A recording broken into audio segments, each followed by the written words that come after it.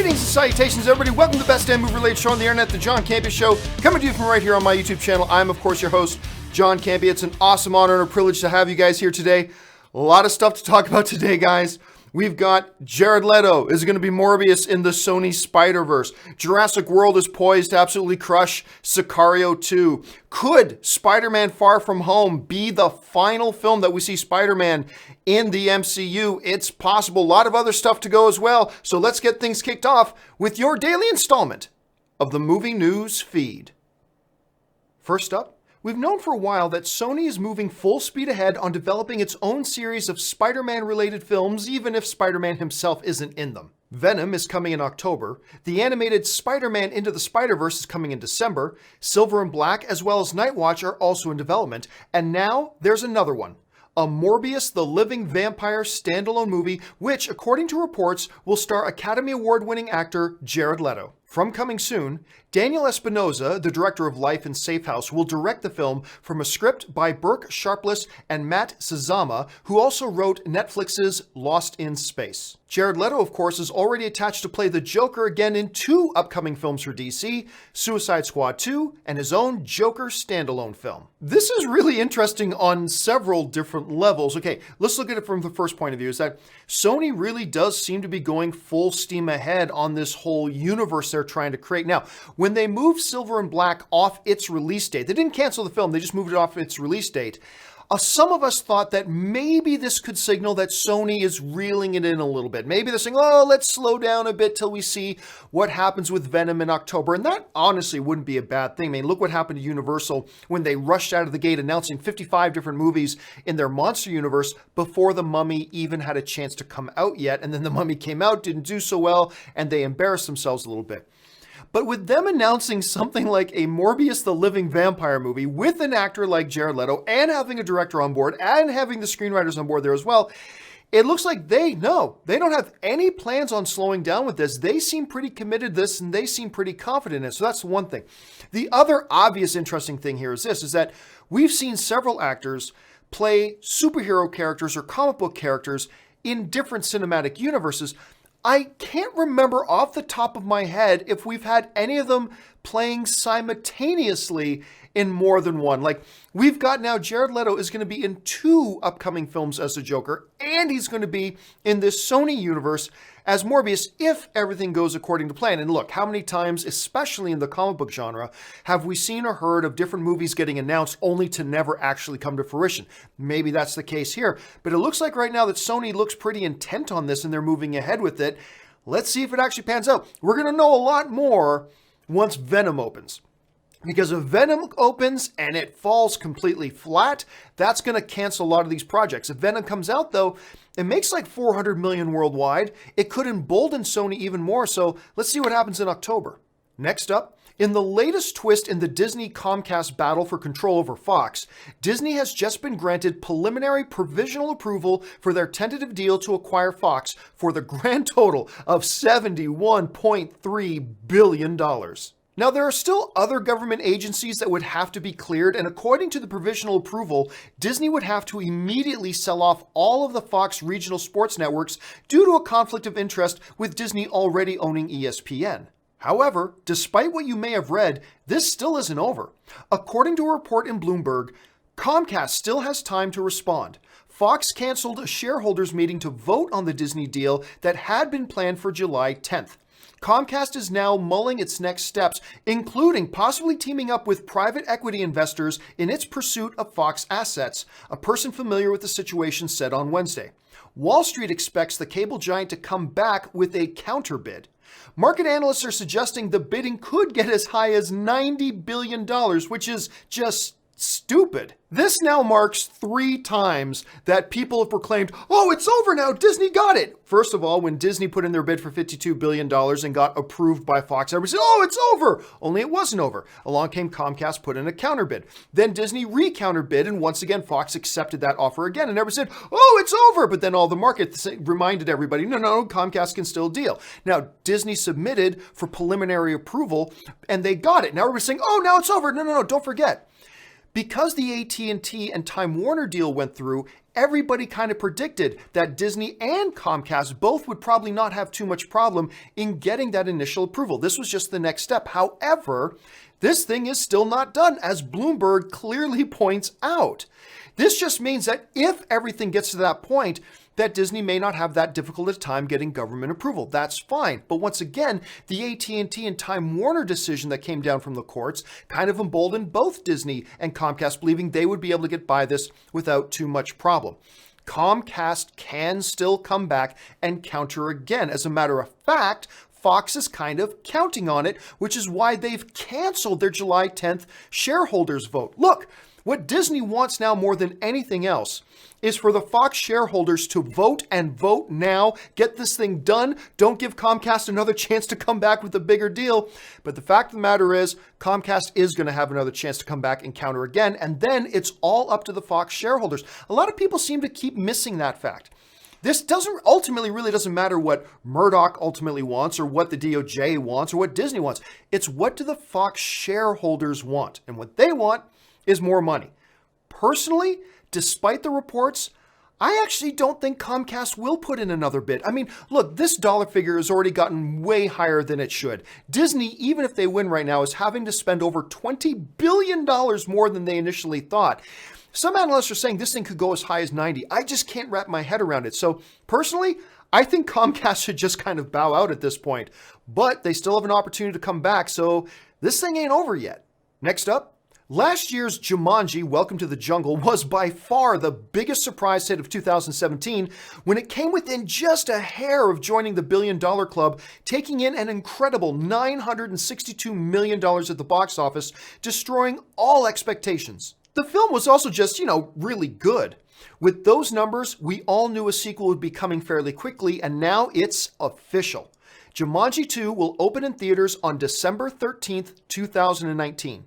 From Variety, the movie will open a week before the Disney Lucasfilm Star Wars Episode 9. Sony Pictures chairman Tom Rothman revealed in April at CinemaCon that 2017 surprise blockbuster would be getting a sequel to premiere during the Christmas season next year. Now, we know the exact date. I'm kind of two minds on this. On the one hand, I like a Christmas season release date for Jumanji. It already proved it can do very, very well in a Christmas release date. However, I am questioning the wisdom of having it come out a week before Star Wars. I mean, it's one thing to open the week after. Like, hey, most people are going to go see a Star Wars movie. They're going to see it on its opening weekend anyway. And then you got the second weekend, you're poised to do pretty well. I just don't know that I like this strategy. I think I really like them opening after Star Wars. It clearly worked for them last time. So yeah, I'm not really sure what all went into their decision-making process to go before. Maybe they just figure, hey, if we open before Star Wars, we'll have a bigger opening weekend. And if our movie's as good as the last one, it'll still have pretty strong legs. That could be their thinking, and maybe they're right. I just happen to think that, hey, look, the tried and true method, man. You guys opened a week after Star Wars and had tremendous success. So I kind of like that one a little bit better, but still, we'll find out next Christmas if that all works out or not. And finally, the latest Jurassic Park film, Jurassic World Fallen Kingdom, made a huge splash at the box office last weekend, opening to over $150 million at the box office. And this weekend, it should easily stay atop the charts with another dominant win over the latest contender, Sicario: Day of the Soldado. According to the reports, the second weekend of Fallen Kingdom will bring in another $60 million to $75 million on its second week. The Chris Pratt and Bryce Dallas Howard-led tentpole has pocketed over $729 million worldwide to date, including $567 million overseas. Meanwhile, Day of the Soldado, the follow-up to Sicario, is targeting about a $10 million to $13 million opening weekend when it launches in over 2,500 locations. That's on par with the original film, which debuted in 2015 with a $12 million opening weekend. The critically praised drama went on to earn $84 million worldwide off a simple $30 million production budget. Not a big surprise that Jurassic World's going to come in number one at the box office again for the second week in a row, and I think Incredibles 2 is going to have some really good legs as well. Both are easily going to beat out Soldado. Here's the problem. So Soldado is targeted to open about $10 to $13 million. You know that when they greenlit this film, they thought they could do better because the first film was so well received. They probably rightfully so figured a sequel would do even better. And you know what? all the buzz was there, all the momentum was there, until that last trailer came out. That last trailer that kind of gave away the whole movie, showing that Del Toro eventually turns on the CIA. He's going to protect this little girl now. They basically gave the whole movie away. And I swear, at that moment, I feel like in the movie fan community, I could feel, like using the Force, I could feel all the enthusiasm for this movie just die. There was a lot of talk and a lot of buzz about Sicario 2 up until the release of that trailer. And then once that trailer came out, being in the position that I'm in, like interacting with people all day, I haven't heard anybody bring up Sicario 2 ever since. That trailer dropped, and it feels like most of the interest in that movie also dropped. Now, I haven't seen this film yet. I'm going to be watching it in a couple of days. And hopefully, fingers crossed, it'll be as good as the first one, or at least close to as good as the first one. But oh my goodness, they didn't want this movie to open to the same numbers that the first one did. They were hoping to build on the success of the first one. And personally, I attribute all of it to that second trailer. Because I felt enthusiasm. I felt momentum from the fans for this movie leading up to it. And then that trailer hit and it just like all disappeared. So it's really funny. And now it's going to open up probably in third place. Now, maybe it always is going to open in third place behind Jurassic and behind Incredibles 2. Sure, but you had to figure it was going to open to more than $10 million, maybe $13 million. If the film's good, here's hoping it does better. If it's not good, well, then maybe it's getting what it deserves. And that'll do it for today's installment of the Movie News Feed. And now you are all caught up to date with everything going on in the world of movie news. And now it's time for us guys to get onto our main topics. And of course, our main topics are the topics that you guys send in to me. How do you send in a topic or question to be one of the main topics on the John Campea Show? It's simple. You just email me anytime at john@thejohncampeashow.com. That's john@thejohncampeashow.com. Put the word topic in the subject line. And as always, guys, keep those emails to 90 words or less. All right, with that out of the way, let's go on to the first main topic today as submitted by you guys. And the first one comes to us from Daniel Yamasaki, who writes, "Hey John, like many, I really enjoyed Michael Pena's performance in the first Ant-Man. So I was wondering, in Ant-Man and the Wasp, do they go overboard with this character, or is it nicely balanced throughout the movie? Thanks, and hope you have a great day." Well, I mean, it really depends on what you mean by do they go overboard with this character. Like, overboard compared to what they did in the first movie? Because you could make an argument that Luis, Michael Pena's character, is kind of an overboard character, right? Like, he kind of played a little bit overboard in the first movie. So, and that worked, and it worked great. So when you say overboard, does he go overboard in this one? Are you saying overboard like the first one, or overboard compared to the first one? I'll say this. I think tone-wise, he comes across just like he did in the first one, and he's just as good. I mean, seriously, whenever Luis is on screen, you're smiling and you're giggling, and he's just doing... This is a character that has such infectious energy. It's not the babbling, it's not the whatever. It's, to me, what makes that character so special is this absolutely infectious energy. Like, he comes on the screen and you just feel more pumped up. Like, you just feel blood rushing through your veins more because he just has this kinetic power about him, right? There's this perpetual motion of this character that is just so cool to watch and so cool to see. So, look, I'll say this. Pena's character is every bit as enjoyable as he was in the first one. Now, that leaves it up to you as to whether or not you liked him in the first one or not, because not everything is for everybody. No matter how good something is, not everybody will like it. And maybe Michael Pena's Luis character didn't work for you in the first one. I will tell you this, if his character did not work for you in the first Ant-Man, it will not work for you in this one, because it's pretty consistent. There's that infectious kinetic energy that he brings, that sort of thing, the babbling motif about him, that's pretty consistent from the first one. So I don't expect you to like him now if you didn't like him before. The flip side of that, though, is this. If you like the Luis character in the first one, you're also going to love him in the second one. Believe me, you're going to love him in the second one if you liked him in the first one. All right, let's move on to the next topic. And the next email today comes to us from Raven. And Raven writes, "Hey, John, love the show. Thank you so much. I have a question/theory about the possible title for the new Spider-Man movie. With the first movie being called Homecoming, a clever play on the fact that he was finally back in Marvel, do you think that this title means he may not be sticking around? As far as I know, it was a 5-movie deal, and that deal ends with this new film. Do you think they will renegotiate? All right, thanks a lot for the question, Raven. And first of all, you are right. This Spider-Man Far From Home will be the final film for Spider-Man in the MCU under the current deal. All right, so that's that. Is the title Far From Home an indicator that this will be Spider-Man's final film in the MCU? No, I don't think so. I think Kevin Feige was pretty direct about that. Kevin Feige said it really has more to do with the fact that so much of this film travels at different places around the world. You know, some of it happens in New York, but a lot of it, Kevin Feige says, at different locations around the globe. So I think that's really the bigger press. Plus, they wanted the word home in there as well. However, that does bring up a very big, very interesting question. As of right now, as soon as Spider-Man Far From Home has done its theatrical run, the deal between Sony and Marvel is over, and Spider-Man goes right back to the Sony universe.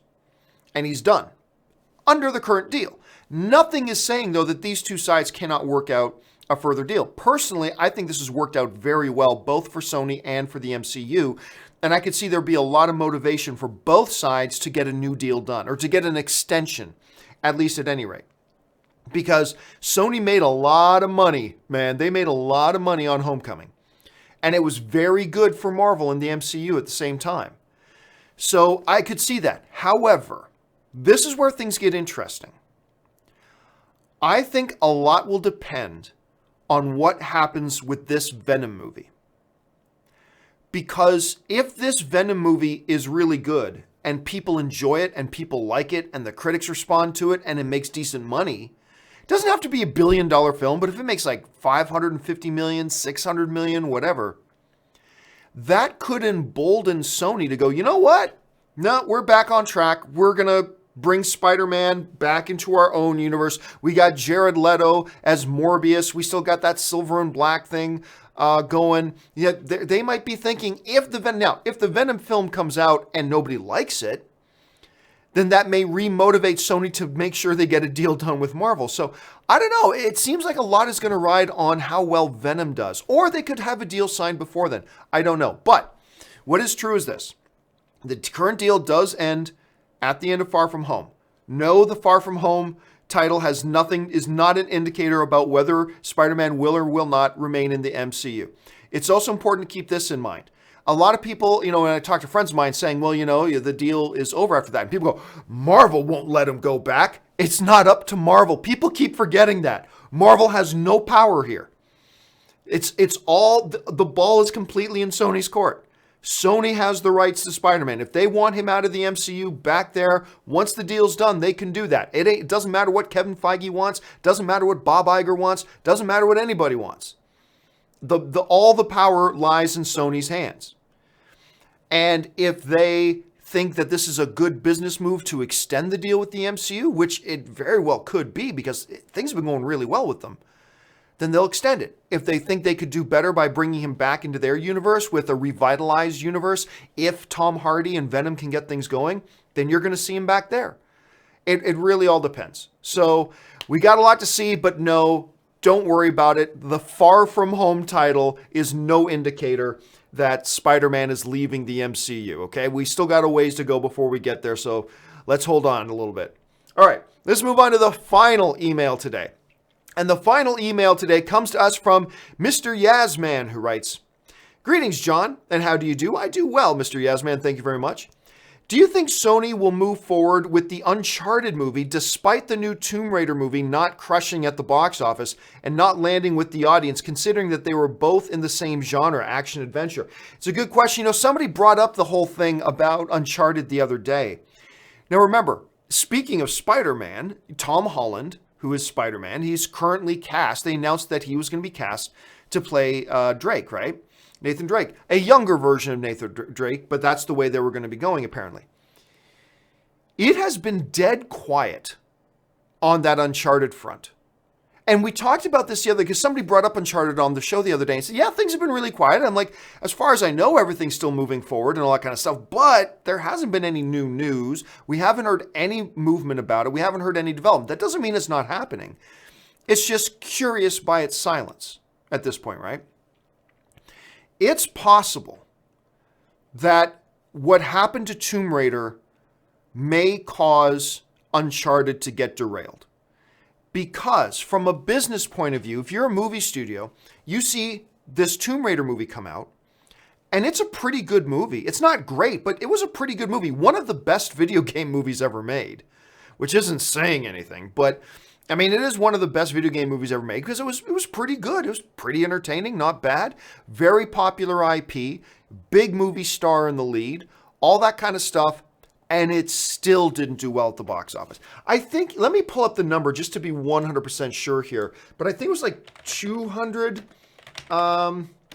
something million, which is just not good enough.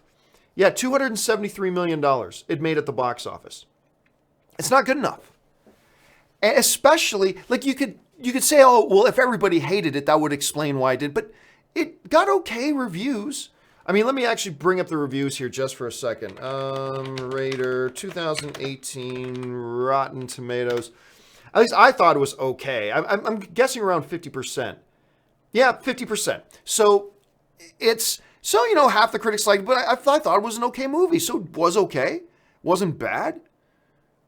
And yet, a big popular IP, big, powerful movie star who was great in it, by the way. She was wonderful as Lara Croft. And yet it still failed to make significant money. That would be a lot to deter, I think, a studio and going, well, geez, I mean, if that movie came out and it wasn't terrible, and it was a big popular IP, and you had a recognizable movie star, and it was marketed pretty good, and it still couldn't hit 300 million, do we really want to sink $120 million, $130 million into making an Uncharted movie? Now, I'm not saying they're not. But I'm just saying that anything like that, like a result like Tomb Raider, would cause almost any studio to at least pause and go, should we move forward with this? Or should we pump the brakes? And wait, so I don't know. Look, for all we know, they're going to make a brand new announcement about Uncharted tomorrow. But things have been silent for a couple of months. And the Tomb Raider situation could have something to do with that. Maybe. We'll have to keep our eyes on the situation. All right, guys, with that out of the way now, we've got about 10 minutes left here. So I'm going to go over and take some of your guys' live questions that you guys have been sending in. So let's go over to the live chat board right now. And the first question on the live chat board comes to us from Jack Hamilton, who writes, MCU sequels don't have an excuse for weak villains. We have already seen the hero, so the sequels can then develop a kick-ass villain. Do you agree? Nope, 100% don't agree. That's only if they want to do that. Look, here's the thing. There's 40 different ways to prepare a steak. And you can prepare a steak different ways, different times. Use this amount of salt. You can use that amount, that kind of rub if you want. You can put it in the oven. You can put it in the frying pan. You can do whatever you want to do. There's a lot of different ways to do it. To say that there's only one way, now that you've done an original film, you have to focus more on the villain in the sequel. No, I disagree with that completely. A good example of that is Ant-Man. Ant-Man and the Wasp. And I personally think the first Ant-Man and the Wasp is better than the second one, but there's a hell of a lot of critics out there who like this one even more than the first one. And I'll tell you again, there's no strong villain in this movie because it didn't need it. To say every comic book movie needs to have this, well, now you're just thinking in terms of formulas. Just follow the formula. Add part 1 and part 2 and part 3 and 3 parts this and 1 pinch of that. That's the formula. And it's just not like that. That's just not true. You can do that and have great results. Killmonger in Black Panther. Absolutely. Michael Keaton in Homecoming. Absolutely. But you don't need to either. And Ant-Man and the Wasp was a great example of that. No, it just wanted to keep its focus on the heroes. And they put their focus on the heroes. And that's where it is. Thor Ragnarok, again. While Cate Blanchett was great as Hela, and Hela's a good character and all that kind of stuff, there's no doubt the big focus of the movie was on Thor. Right? And that's where the focus, that's where they wanted the movie to be about, and it worked great. People loved Thor Ragnarok. So this whole thing about there's no excuse not to have a great villain. No, there's no excuse that you have to have a strong villain. You don't have to. It all depends on where you want your attention and where you want the focus of your storytelling to be.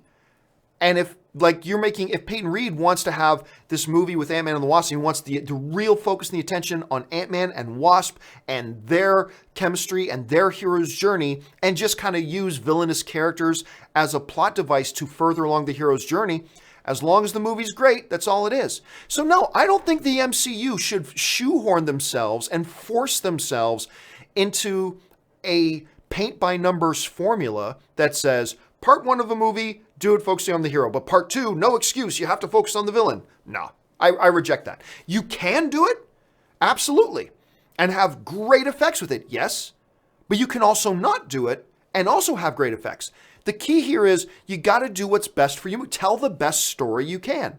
And if the best story means a more developed villain, then by all means, do more developed villain. If the best story you can means focus even more on the lead characters and the heroes, then you do that. It's about making the best movie. Thor Ragnarok proves that. Ant-Man and the Wasp proves that. There are other films that prove that as well. So, hey, I'm like you, man. I like a good developed villain for sure. But it's not one size fits all. It's not like that's the only way, cookie cutter, cookie cutter, cookie cutter. It's not like that, right? So, no, I think the impetus, the responsibility for the studio is to make the best movie possible. And if the best movie possible for this movie means a more developed villain, Killmonger, Vulture, Thanos, then you do that. If you don't need that big of a presence from your villain, Ant-Man and the Wasp, Thor Ragnarok, a bunch of the other ones that they've got, then you go that way. It all depends on what works for your particular movie, and there's no one size fits all, one answer fits all. So anyway, that's just how I kind of feel about that. Let's see. Luna Comics writes, why haven't they announced a Doctor Strange 2? Why would they? I mean, why would they? What's the point of announcing a Doctor Strange 2 right now? It's like, why haven't they announced Fleeb Flob the Monster Killer? Why would they? I mean, there's no, why would you have announced? They also haven't announced Black Panther 2 yet. So, they haven't announced Doctor Strange 2 yet because they haven't announced anything past Spider-Man Far From Home. So, yeah, there's really not much more to say beyond that.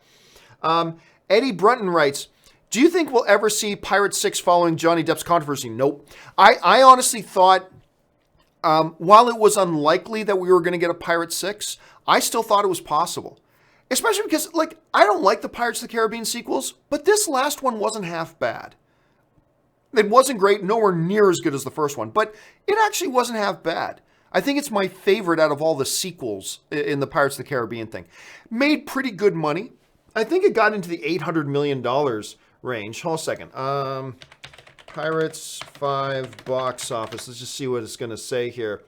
Yeah, it just came a hair under $800 million. Made $794 million at the box office. So it made cash. But, but it was still doubtful that they would do another one. All this new drama with Johnny Depp, though, Eddie, I think you're honest. I think you're right. I don't think Disney probably wants to do it. Now, they even just cast him in a Fantastic Beasts movie and the fans get upset. Can you imagine that? That's where we're at. Can you imagine 6 or 7 years ago saying Johnny Depp's going to get cast in something and fans are going to be upset about it? Normally it would be like 5, 6, 7 years ago, Johnny Depp's been cast in your favorite franchise. Yay! And now Johnny Depp's been cast in your Fantastic Beasts franchise and the fans got upset. And that's the reality of the scenario we're in right now. So I'm going to go ahead and guess that no, we're not going to see Pirates 6. And I think part of that is because I think they're kind of done with it, but it was still possible. But this latest Johnny Depp drama probably means no. So I'm going to guess no, Eddie. John K. writes, DC streaming service just dropped info and stuff. Yeah, not impressed. Yet. Not impressed yet. It was like a 30-second little teaser spot that didn't really tell you or show you anything, really. So, whatever. And the DC streaming service might be the best thing ever, but yeah, I wasn't impressed with that little bit that they dropped. But I honestly, I even think the most diehard DC fan probably wasn't that impressed. They didn't really tell you or show you anything yet. It was just kind of a, hey guys, this is coming, which is fine. But as far as a promotional piece, I didn't really feel it did much. Sid Vicious writes, Bigger movie star, The Rock or DiCaprio? I think The Rock, because he doesn't need Oscar nominations and prestige directors to put butts in the seats. Disagree with you completely. Leonardo DiCaprio is the bigger movie star. The Rock is the more bankable star. The Rock is definitely the more box office generator. But when it comes to movie star, it's Leonardo DiCaprio. And because talent, like movie star isn't just talent, but it's also not just box office, right? Like, look, The Rock has been in a bunch of movies that have made no money. The Rock needs a good movie for his films to make good money. I mean, look, and The Rock joined a pre-existing franchise in Fast and the Furious. And, you know, Jumanji just happened to be a really good movie, and it made big money, sure. But when you're qualifying biggest movie star, it's a bunch of different factors that go into it. And Leonardo DiCaprio is clearly the bigger movie star. I believe he's clearly the bigger movie star. Who's the more bankable star? Well, The Rock. But that's not really saying anything, because you say, oh crap, what's her name? Who's the girl from Transformers? Something Fox. I can't remember her name. I cannot remember her name now. It's absolutely killing me. Megan Fox. Okay? Yeah, fine. You put out a movie where Megan Fox does porn. Guess what? A lot of people are going to go see that too. That doesn't mean she's the world's biggest movie star. Right? So, no, I'm definitely going to go thing. And The Rock, I mean, DiCaprio, the thing is, The Rock needs a really good movie built around him in order for his movies to make money. DiCaprio doesn't need... DiCaprio's going to deliver a premium performance doing anything. And Leonardo DiCaprio is so head and shoulders above as an actor over The Rock, clearly. So I think that outweighs the other stuff. So I'm definitely going to say that DiCaprio's the bigger movie star. And you know me. I love The Rock. I love Dwayne Johnson. But yeah, Leonardo DiCaprio's the bigger movie star. Ryan Irwin Dale writes... based on what you've heard about both of them, which film do you think will be better, The Irishman or Once Upon a Time in Hollywood? Oh, easy, Once Upon a Time in Hollywood. The Irishman couldn't get a studio to pick it up. I mean, no studio wanted it. Despite the fact that you got Martin Scorsese, and despite the fact that you had these key legendary iconic actors and all that kind of stuff, no studio wanted it. Take that with the fact that every studio was scrambling to get the rights to distribute and work with Quentin Tarantino on Once Upon a Time in Hollywood. So just based on that alone, don't get me wrong, I'm looking forward to seeing The Irishman, I am, but just based on that alone, from everything that we've seen and heard so far, well then clearly you got to go with Once Upon a Time in Hollywood. Studios were fighting over one, and no studio wanted to touch the other. So, I mean, I haven't seen a single frame of either movie, so I don't know. But, I mean, just based on, if you're asking based on what we know, I'm going to say Once Upon a Time in Hollywood, probably. Let's see. Technovine writes, I'm excited for Wig in her first photo for Wonder Woman 84. Like, don't get me wrong. I thought the casting of Kristen Wiig, while unusual, I thought it was a pretty cool choice. I'm a big fan of Kristen Wiig. And I think she's going to be great. But, I mean, the photo was her standing there just in a sweater and a skirt looking like look, we're going to get stuff out of Wonder Woman 1984 to get excited about. Make no mistake about it, we are.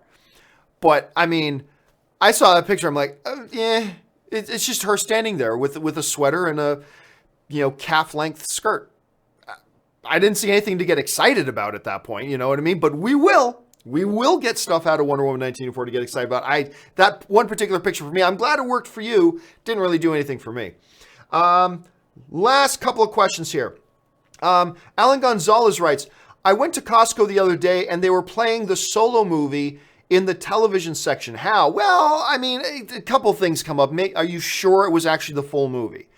Probably wasn't. It was probably some promotional thing they put together in collaboration with the television manufacturers and things like that, just for marketing purposes.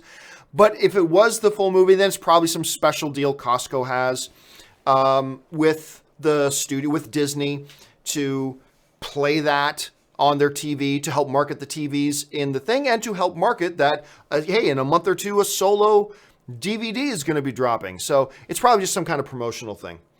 Let's see. Next thing comes to us from Koba. And I lost Koba. There he goes.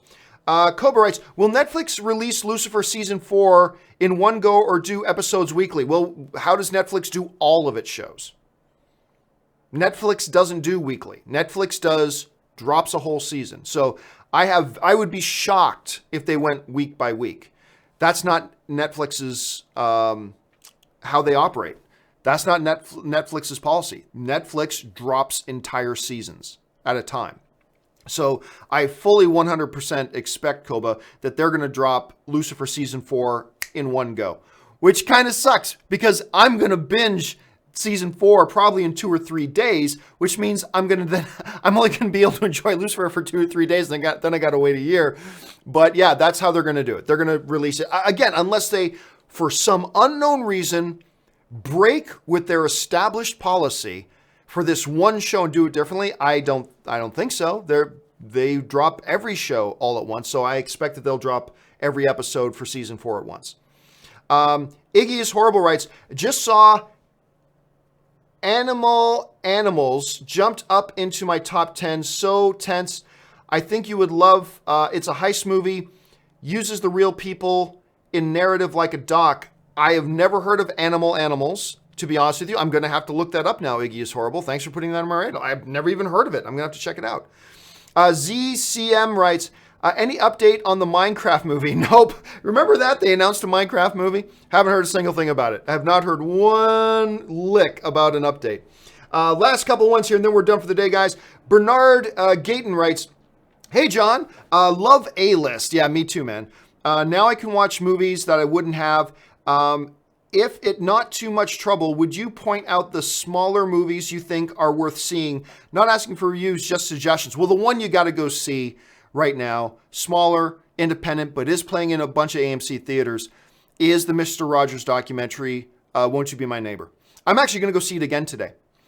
Today is the first day that I'm using my AMC A-List, and I'm going to go see 2 movies. I'm going to do a doubleheader, and I'm going to go watch Won't You Be My Neighbor again, and then I'm going to go watch Sicario 2. So I'm going to use it twice. But yeah, Won't You Be My Neighbor is the one you got to check out. It will change you. It will change you. It's a documentary that will change you. Let's see. Eddie Burton writes, it's Burton, not Brunton John. You know, and I should know that my middle name, Burtano, my middle name is actually in English is Burton. So I should know that. So thank you for correcting me, Eddie. Okay, guys, that will do it for today's installment of the John Campea Show. Thank you so much for being here. Guys, listen, don't forget, a little bit later this afternoon at 2 o'clock, we just do all open questions. Just a bunch of friends standing around a virtual water cooler talking about movies and stuff. That's at 2 p.m. Pacific Standard Time. Make sure you come back and join us for that. Also, guys, don't forget, since you're here anyway, why don't you take a second, click on that subscribe button, become a subscriber to my YouTube channel. Also, guys, listen, do me a favor. If you are somebody who enjoys watching my programming, head on over to www.patreon.com/John Campea. There you'll get all the information about what it means to be a Patreon supporter, how being a Patreon supporter keeps this show on the air, because without my Patreon supporters and your guys' support, it just wouldn't, but also what benefits there are to being a Patreon supporter, and then maybe you'll want to become a Patreon supporter too, and if you do, that would be awesome, and if you don't, that's perfectly fine. I'm just happy and grateful you're here being a film fan with us. All right, guys, that'll do it for me for today. Thanks so much for joining me. My name's John Campea, and until my next video, bye-bye.